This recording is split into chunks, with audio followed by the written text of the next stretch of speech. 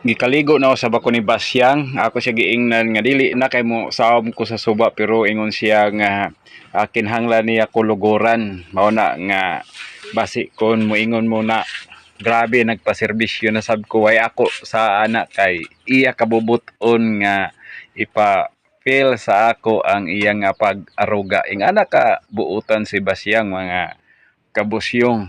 Mao na nga sa init ng panahon, naami din na sa suba. Maglaba man siya pero giuna lang ko niya mga kabusyong.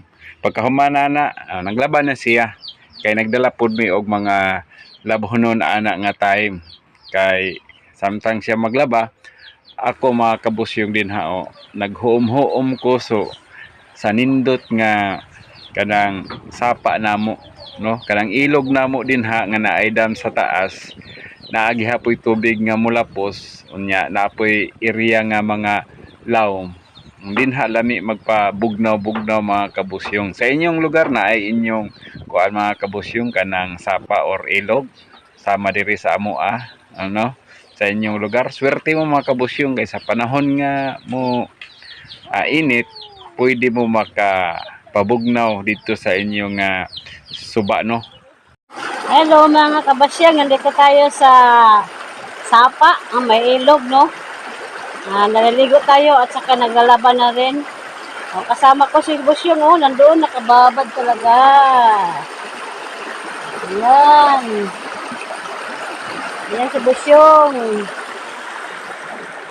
So, masarap dito magtampisaw mga kabasyang dahil mainit, no?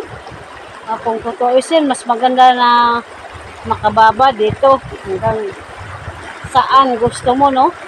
Dahil free naman, walang bayad dito magtampisaw kahit anong oras. Ayan, no?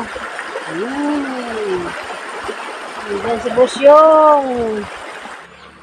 Tapos na kami yan mga kabusyong naliligo. Tapos hinihintay lang namin yung gilabhan ni Basyang mo kahay-tahay, no? Kanang muuga siya na dinha sa mga bato gibutang para nga kuan taod-taod manguli nami. So ingana ang amo nga kuan diri mga kabusyong, no? Kanang kuan kanang area namo sa suba namo diri ingana kanindot.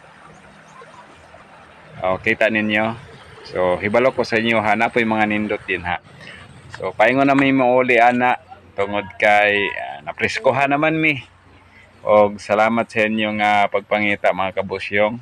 Naot ninyo nga kahatag ni og inspiration sa inyo ha nga sa inyong dapat alagaan ninyo ang inyong ilog or suba.